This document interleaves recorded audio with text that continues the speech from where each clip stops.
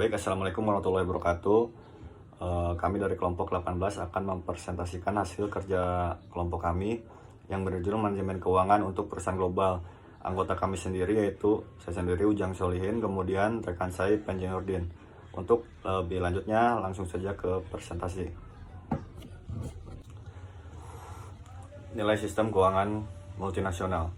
Transaksi keuangan dalam multinational corporation dihasilkan dari transfer internal barang, jasa, teknologi, dan modal. Aliran produk dan faktor ini berkisar dari barang setengah jadi dan barang jadi, hingga barang yang berkurang berwujud seperti keterampilan manajemen, merek dagang, dan paten. Transaksi yang tidak dilikuidasi tersebut segera menimbulkan beberapa jenis klaim keuangan, seperti royalti atas penggunaan paten dan atau piutang untuk barang yang dijual secara kredit. Lalu, modus pemindahan. Multinational corporation memiliki kebebasan yang cukup besar dalam sebuah saluran keuangan melalui mana dana. Laba dialokasikan atau keduanya dipindahkan. Sebagai contoh, hak paten dan merek dagang dapat dijual secara langsung atau dialihkan dengan imbalan aliran pembayaran royalti kontraktual. Perusahaan multinasional dapat menggunakan berbagai saluran ini secara tunggal atau kombinasi untuk mentransfer dana secara internasional. Yang kedua, fleksibilitas waktu. Beberapa klaim keuangan yang dihasilkan secara internal memerlukan jadwal pembayaran tetap yang lain, dapat dipercepat atau ditunda. Dengan tidak adanya kontrol devisa, peraturan pemerintah yang membatasi transfer dana ke bukan penduduk atau perusahaan memiliki jumlah fleksibilitas terbesar dalam menentukan waktu klaim ekuitas. Meskipun sering ada peraturan pemerintah atau pengaturan kontrak yang terbatas, sebagian besar perusahaan multinasional memiliki beberapa fleksibilitas dalam waktu aliran dana. Kemudian nilai dari jaringan hubungan keuangan multinational corporation berasal dari variasi yang luas dalam sistem perpajakan nasional dan biaya serta hambatan yang signifikan terkait dengan transfer keuangan internasional. Ketika peraturan pemerintah tidak mengizinkan efek pasar internasional atau paritas suku bunga berlaku, akibatnya kemampuan untuk mentransfer dana dan realokasi dana secara internal menghadirkan multinasional dengan 3 jenis peluang arbitrase. 3 peluang arbitrase tersebut yaitu 1. Arbitrase pajak. MNC dapat mengurangi beban pajak global mereka dengan mengalihkan laba dari unit yang berlokasi di negara yang pajak tinggi ke unit negara dengan pajak lebih rendah. Yang kedua, arbitrase pasar keuangan. Dengan mentransfer dana antar unit, perusahaan multinasional mungkin dapat menghindari kontrol pertukaran, mendapatkan hasil yang disesuaikan dengan risiko lebih tinggi atau kelebihan dana, mengurangi biaya dana pinjaman yang disesuaikan dengan risiko, dan memanfaatkan sumber modal yang sebelumnya tidak tersedia. 3. Arbitrase sistem regulasi. Ketika keuntungan anak perusahaan adalah fungsi dari peraturan pemerintah, misalnya ketika lembaga pemerintah menetapkan harga yang diperbolehkan atau barang perusahaan. 2. Mekanisme aliran dana antar perusahaan, biaya dan manfaat. Berbagai saluran yang tersedia bagi perusahaan multinasional untuk memindahkan uang dan keuntungan secara internasional meliputi penetapan harga transfer, penyesuaian biaya dan royalti, memimpin dan tertinggal pinjaman atau antar perusahaan, penyesuaian dividen, dan investasi dalam bentuk utang ekuitas. Faktor pajak. Total pembayaran pajak atas transfer dana antar perusahaan tergantung pada peraturan perpajakan negara tuan rumah dan negara penerima. Negara tuan rumah biasanya memiliki 2 jenis pajak secara langsung mempengaruhi biaya pajak, pajak penghasilan perusahaan dan pajak pemotongan atas pembayaran dividen, bunga, dan biaya. Sebagai kompensasi atas pajak tambahan ini, sebagian besar negara memberikan kredit pajak untuk pajak afiliasi yang telah dibayarkan pada pendapatan yang sama. Transfer pricing. Penetapan harga barang dan jasa yang diperdagangkan secara internal adalah salah satu subjek manajemen yang paling sensitif dan para eksekutif biasanya enggan membahasnya. Setiap pemerintah biasanya menganggap bahwa perusahaan multinasional menggunakan harga transfer untuk merugikan negaranya. Penggunaan transfer pricing yang paling penting termasuk 1. Mengurangi pajak, 2. Mengurangi tarif, 3. Menghindari resiko dipisah. Kemudian yang kedua, efek pajak. Skenario tersebut mengilustrasikan efek pajak yang terkait dengan perubahan harga transfer. Misalkan afiliasi A memproduksi 100.000 papan sirkuit dengan harga $10 per buah dan menjualnya ke afiliasi B. Afiliasi B pada gilirannya menjual papan ini seharga $22 per buah ke pelanggan yang tidak terkait, seperti yang ditunjukkan pada gambar 20.3. Laba sebelum pajak untuk perusahaan konsolidasi adalah sebesar $1 juta, terlepas dari harga pengalihan barang dari afiliasi A ke afiliasi B. Berikut adalah contoh dari pengaruh pajak transfer tinggi. Kemudian, namun demikian, karena tarif pajak afiliasi A adalah 30%, sedangkan pajak afiliasi B adalah 50%, penghasilan pajak tanggal konsolidasi akan berbeda tergantung pada harga pengalihan yang digunakan. Berdasarkan kebijakan markup rendah, di mana afiliasi A menetapkan harga transfer unit sebesar $15, afiliasi A membayar pajak sebesar $120.000 dan afiliasi B membayar $300.000 dengan total tagihan pajak sebesar $420.000 dan laba bersih konsolidasi sebesar $580.000. Beralih untuk kebijakan markup tinggi atau harga transfer $18, pajak afiliasi A naik menjadi $210.000 dan penurunan afiliasi B menjadi $150.000. Untuk gabungan pembayaran pajak tersebut sebesar $360.000 dan laba bersih konsolidasi sebesar $640.000. Hasil dari kenaikan harga transfer ini adalah menurunkan total pajak yang dibayarkan sebesar $60.000 dan meningkatkan pendapatan konsolidasi jumlah yang sama. Jika afiliasi A menjual barang ke afiliasi B, masing-masing adalah tarif pajak marginal afiliasi A dan afiliasi B, maka jika TA lebih besar dari TB, tetapkan harga transfer serendah mungkin. Jika TA lebih kecil dari TB, tetapkan harga transfer setinggi mungkin. Kemudian tarif. Pengenalan tarif memperumit aturan keputusan ini. Misalkan, afiliasi B harus membayar tarif ad valorem bea impor yang ditetapkan sebagai persentase dari nilai barang impor sebesar 10%. Kemudian melakukan kenaikan harga transfer akan menambah bea yang dibayar afiliasi B dengan asumsi bahwa tarif dikenakan pada harga faktur atau transfer. Efek gabungan pajak plus tarif dari perubahan harga transfer ditunjukkan pada gambar di bawah ini. Di bawah kebijakan markup rendah, tarif impor sebesar $150.000 dibayarkan, pajak afiliasi B akan turun sebesar $75.000 karena tarif dapat dikurangi dari pajak. Total pajak ditambah tarif yang dibayarkan adalah $495.000. Beralih ke kebijakan markup tinggi, menaikkan biaya impor menjadi $180.000 dan sekaligus menurunkan pajak penghasilan afiliasi B hingga setengah dari jumlah itu atau $90.000. Total pajak ditambah tarif menjadi $450.000. Kebijakan markup tinggi masih diinginkan, tetapi manfaatnya telah dikurangi sebesar $15.000 menjadi $45.000. Secara umum, semakin tinggi tarif ad valorem relatif terhadap perbedaan pajak penghasilan, semakin besar kemungkinan harga transfer yang rendah diinginkan. Selanjutnya, kontrol pertukaran. Penggunaan penting lainnya dari transfer pricing adalah untuk menghindari kontrol mata uang.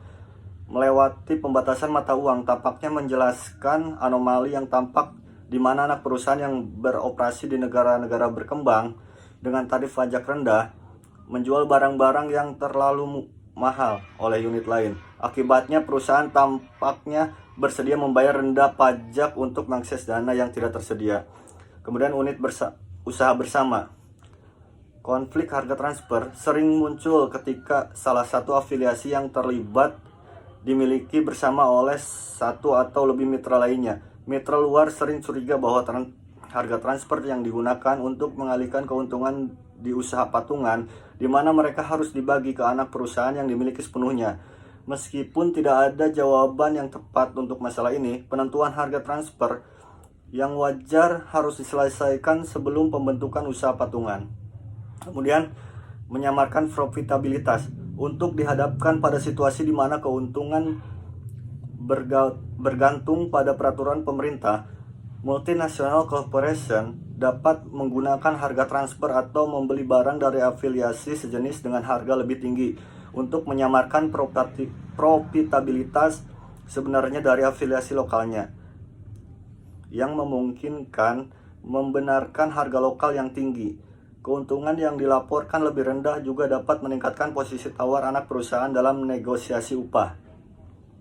Mungkin karena alasan inilah beberapa serikat internasional menyerukan pengungkapan yang lebih lengkap oleh perusahaan multinasional atas data akuntansi mereka di seluruh perusahaan. Evaluasi dan kontrol. Penyesuaian harga transfer akan mendistorsi laba unit pelaporan dan berpotensi menimbulkan kesulitan dalam mengevaluasi kinerja manajerial. Selain itu, manajer yang dievaluasi berdasarkan laba yang dilaporkan ini mungkin lebih sensitif untuk berperilaku dengan cara yang tidak optimal bagi perusahaan secara keseluruhan. Kemudian, pusat revoicing. Salah satu pendekatan yang digunakan oleh beberapa perusahaan multinasional untuk menyamarkan profitabilitas, menghindari pemeriksaan pemerintah, dan mengkoordinasikan kebijakan penetapan harga transfer adalah dengan mendirikan pusat penagihan ulang di negara-negara. Pusat penagihan kembali memiliki hak atas semua barang yang dijual oleh salah satu korporat ke afiliasi lain atau pelanggan pihak ketiga. Meskipun barang tersebut dipindahkan langsung dari lokasi pabrik atau gudang ke pembeli, pusat pembayar menjual dan pada gilirannya dibayar oleh unit pembelian. Kemudian biaya dan royalti. Layanan manajemen seperti saran kantor pusat, biaya overhead yang dialokasikan, paten, dan merek dagang seringkali unik, dan oleh karena itu tanpa harga referensi pasar untuk perusahaan multinasional, pungutan ini memiliki peran yang lebih penting sebagai saluran untuk menyalurkan pengiriman uang dan afiliasi asing. Misalnya, dengan menetapkan harga transfer yang rendah pada aset tidak berwujud ke anak perusahaan manufaktur di lokasi dengan pajak rendah seperti Puerto Rico atau Singapura, perusahaan multinasional dapat menerima keuntungan pada dasarnya bebas pajak. Kemudian leading and lagging.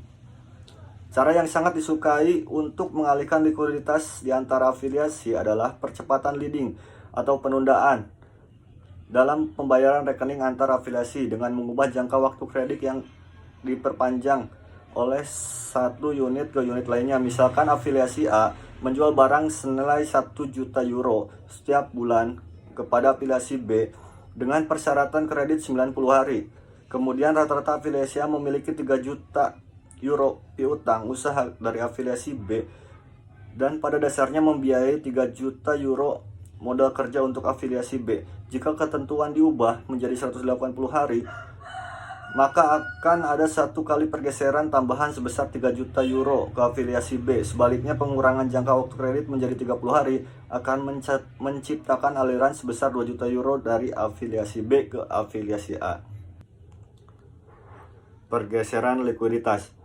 Nilai memimpin dan tertinggal bergantung pada biaya peluang dana untuk unit pembayar dan penerima. Saat afiliasi yang sudah berada dalam posisi surplus penerimaan pembayaran, ia dapat menginvestasikan dana tambahan tersebut dengan suku bunga pinjaman lokal yang berlaku. Jika membutuhkan modal kerja, pembayaran yang diterima dapat digunakan untuk mengurangi pinjamannya. Pada tingkat pinjaman, jika unit pembayar memiliki kelebihan dana, unit tersebut kehilangan uang tunai yang seharusnya diinvestasikan pada suku bunga pinjaman. Jika dalam posisi defisit, ia harus meminjam pada tingkat pinjaman yang lebih. Penilaian manfaat pergeseran likuiditas di antara afiliasi mensyaratkan bahwa suku bunga pinjaman dan penerimaan ini dihitung berdasarkan mata uang domestik setelah pajak. Dividen. Dividen sejauh ini merupakan cara paling penting untuk mentransfer dana dari afiliasi asing ke perusahaan induk. Di antara berbagai faktor yang dipertimbangkan perusahaan multinasional ketika memutuskan pembayaran dividen oleh afiliasi mereka adalah pajak, dampak laporan keuangan, risiko nilai tukar, kontrol mata uang, persyaratan pembiayaan, ketersediaan, dan biaya dana, dan risiko pembayaran dividen induk perusahaan. Rasio pembayaran dividen, perusahaan induk seringkali memainkan peran penting dalam menentukan dividen yang akan diterima di luar negeri. Kemudian, equity to debt. Dana perusahaan yang diinvestasikan di luar negeri, apakah disebut utang atau ekuitas, membutuhkan tingkat pengembalian yang sama, yaitu biaya modal marginal perusahaan. Meskipun demikian, perusahaan multinasional umumnya lebih memilih untuk berinvestasi dalam bentuk pinjaman daripada ekuitas karena beberapa alasan. Pertama, perusahaan biasanya memiliki kebebasan yang lebih luas untuk repatriasi dana dalam bentuk pembayaran bunga dan pinjaman daripada sebagai dividen atau pengurangan ekuitas karena arus dana yang terakhir biasanya lebih dikontrol oleh pemerintah. Alasan kedua, penggunaan pinjaman antar perusahaan atas investasi ekuitas adalah kemungkinan pengurangan pajak. Baik, saya akan melanjutkan. Di sini ada merancang kebijakan pengiriman uang global. Tugas yang dihadapi eksekutif keuangan internasional adalah mengordinasikan penggunaan berbagai hubungan keuangan dengan cara yang konsisten dengan memaksimalisasi nilai bagi perusahaan secara keseluruhan. Tugas ini memerlukan 4 keputusan yang saling terkait berikut. Yang pertama, ada berapa banyak uang jika ada yang dikirim. Kedua, kapan melakukannya. Ketiga, kemana mengirimkan dana ini. Yang terakhir, ada metode transfer mana yang akan dikirim. Untuk mengambil keuntungan yang tepat dari sistem keuangan internalnya, perusahaan harus melakukan analisis sistematis dan komprehensif dari opsi pengiriman uang yang tersedia dan biaya serta manfaat yang terkait. Itu juga harus membandingkan nilai penggelaran dana di apresiasi selain hanya anak perusahaan pengirim dan induk. Misalnya, daripada sekedar memutuskan apakah akan mempertahankan laba di Taiwan atau mengirimkannya ke induk Jerman, kantor pusat perusahaan harus mempertimbangkan kemungkinan dan keinginan untuk memindahkan dana tersebut.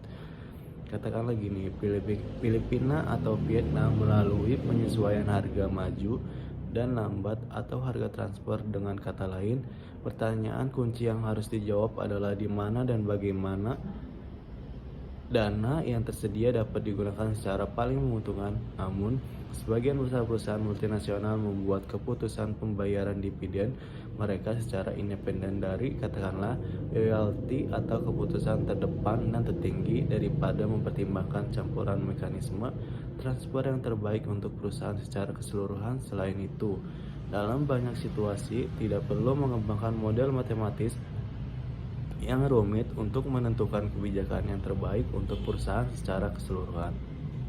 Prasyarat. Sejumlah faktor sangat mempengaruhi kemampuan MNC untuk mendapatkan keuntungan dari sistem transfer keuangan internalnya. Ini termasuk 1. Jumlah tautan keuangan, 2. Volume transaksi antar afiliasi, 3. Pola pemilikan afiliasi asing. Yang keempat, tingkat standarisasi produk dan layanan, dan 5. Peraturan pemerintah. Semakin terstandarisasi produk dan layanannya, semakin sedikit kebebasan yang dimiliki MNC untuk menyesuaikan harga transfer, biaya, dan royalti. Sebaliknya, input teknologi tinggi, perbedaan produk yang kuat, dan siklus hidup produk yang pendek meningkatkan kemampuan perusahaan untuk memanfaatkan mekanisme transfer pricing dan penyesuaian biaya.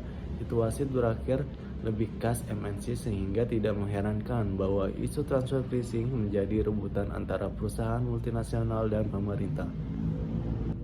Persyaratan informasi.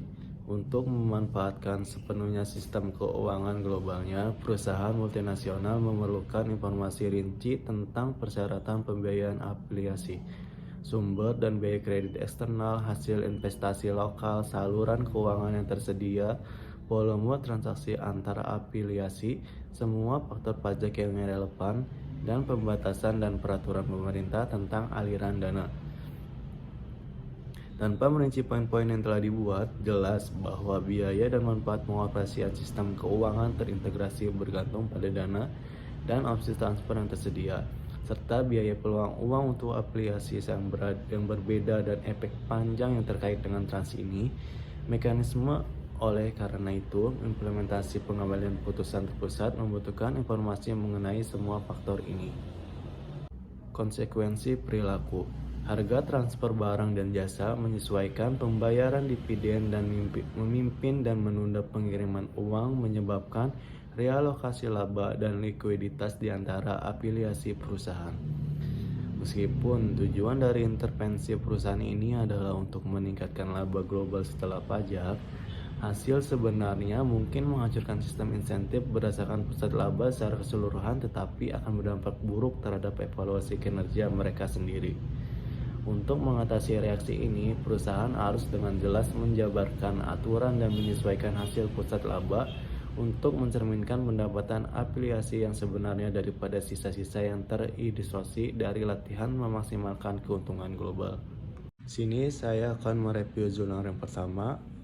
Jadi judul jurnalnya Formation of Global Competitive Enterprise Environment Based on Industry 4.0 Concept. Penulisnya dari Juigol, Henry Juigol Barros, Mariola Kulitsky LSK. Tahun terbitnya tahun 2020. Jadi tujuan dari jurnal ini untuk mengetahui pergeseran proses reproduksi global suatu sosial produk dari perusahaan, parameter struktural dan fragmentasi geografis produksi dengan meningkatnya volume investasi asing, distribusi internasional dan konsumsi barang dan jasa manufaktur untuk otomatisasi dan digitalisasi produksi dan logistik. Untuk metodenya sendiri, yaitu dasar metodologis dari penelitian ini adalah sejarah evolusioner, logis struktural, dan metode dialektris yang digunakan dalam ketentuan fundamental teori ekonomi, internasional perdagangan, teori globalisasi, masyarakat informasi, persaingan global dan internasional, pergerakan faktor produksi. Metode penelitian ilmiah umum dan khusus digunakan yaitu analisis sistem, analisis struktural, metode historis dan logis, abstraksi ilmiah, analisis dan sintesis, generalisasi sistematis. Untuk hasilnya sendiri, rantai nilai global memanfaatkan keterbukaan eksternal ekonomi, memungkinkannya untuk meningkatkan tingkat spesialisasi agen ekonomi individu, perusahaan besar, kecil, dan usaha menengah, UKM, organisasi koperasi, dan lain-lain. Jadi kesimpulan dari jurnal pertama ini, bergabung dengan rantai nilai global memerlukan gabungan faktor yang ramah bisnis, termasuk yang baik upah, produktivitas tinggi, inflasi moderat, kualitas lingkungan bisnis, politik rendah, dan resiko ekonomi. Regulator regulasi dan pajak yang efektif, pengembangan teknologi, efek klaster, operasi logistik termasuk biaya dan kecepatan, kualitas data digital, skala ekonomi, dan permintaan konsumen. Untuk merangsang kewirausahaan inovatif disarankan untuk menggunakan khusus instrumen, khususnya yang fiskal, keringan pajak khusus, kredit pajak, atau pengurangan tarif pajak atas produksi produk inovatif dan lain-lain. Peran negara adalah pertama dan terutama dalam menyederhanakan administrasi, mengatur infrastruktur modern yang tepat, dan mendukung lingkungan inovasi. Efektivitas partisipasi dalam nilai global bergabung pada pembentukan lingkungan bisnis modern yang dinamis ditandai dengan stabilitas ekonomi mikro, liberal, undang-undang bersama dengan lembaga formal dan informasi yang kuat dan aturan hukum. Tambahan faktor yang berkontribusi termasuk memiliki sektor keuangan yang efisien, transportasi yang berkembang dengan baik, dan infrastruktur telekomunikasi. Tingkat korupsi yang rendah, perlindungan intelektual yang layak hak milik, dan sistem insentif untuk startup dan UKM. Sini saya akan mereview jurnal yang kedua. Judul jurnalnya Multinational Enterprise and Corporate Tax Planningnya, A Review of Literature and Suggestion for a Future Research Agenda. Penulisnya dari Mexico Pro Quen Tenguyen, tahun terbitnya tahun 2020. Jadi tujuan dari jurnal ini untuk mengetahui pengaruh pajak setiap bisnis bagi banyak perusahaan termasuk perusahaan multinasional. Metode yang digunakan yaitu melakukan pencarian literatur menyeluruh untuk menemukan dan menganalisis publikasi akademis yang relevan. Kami melakukan pencarian secara induktif mengadaptasi metodologi yang digunakan oleh peneliti sebelumnya, John Manainen and Confessionokit tahun 2012 kemudian 2017. Metodologi disajikan dengan jelas untuk menunjukkan keandalan. Untuk hasilnya, pajak mempengaruhi perilaku perusahaan dalam beberapa cara yang langsung tetap, yang lain lebih halus. Ini adalah masalah yang melintas banyak bidang penelitian IB yang ada seperti lokasi, strategi, dan tata kelola perusahaan. Tinjauan literatur kami menunjukkan di mana beberapa sinergi ini ada. Kerangka teoritis yang lebih kuat juga diperlukan untuk mendukung penelitian di masa depan. Ketika faktor empiris berubah secara signifikan, dampak dari kurangnya teori menjadi jelas. Riset IB dengan fokusnya pada MNI dapat memberikan kontribusi penting untuk memahami bidang ini, khususnya dalam menghasilkan pandangan yang jelas tentang pajak sebagai salah satu elemen strategi, bagaimana hal itu sesuai dengan strategi keseluruhan perusahaan, dan apa yang mendorong heterogenitas pendekatan yang dia adopsi. Kesimpulannya, kerangka teoritis yang lebih kuat juga diperlukan untuk mendukung penelitian masa depan untuk memungkinkan peneliti IB memberikan kontribusi yang berharga. Tinjauan kami juga telah mengidentifikasi bidang-bidang yang membutuhkan lebih banyak penelitian secara keseluruhan. Jelas bahwa fenomena perencanaan pajak perusahaan dan pengalihan keuntungan dari MNI menawarkan ruang lingkup yang cukup besar bagi para peneliti IB. Kurangnya data kuantitatif yang tersedia dengan mudah dapat menimbulkan beberapa kesulitan bagi para peneliti, tetapi hal ini bukannya tidak dapat diatasi. Kesimpulannya, bab ini mengkaji berbagai mekanisme pengalihan dana tujuan perusahaan yang terkait dengan penggunaan teknik.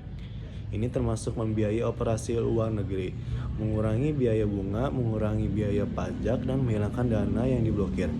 Pendekatan global yang direkomendasikan untuk mengelola transfer dana paling baik diilustrasikan dengan penggunaan hubungan keuangan secara kreatif, di mana satu unit menjadi saluran untuk pergerakan dana ke tempat lain.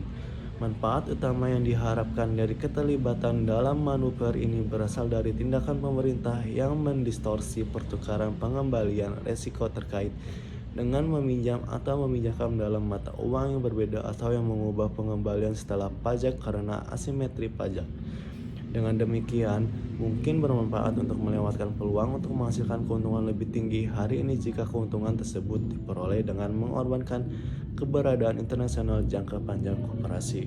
Sekian presentasi dari kelompok kami, kurang lebihnya mohon dimaafkan. Apabila ada salah kata atau pengucapan atau pelafalan mohon dimaafkan. Terima kasih. Wassalamualaikum warahmatullahi wabarakatuh.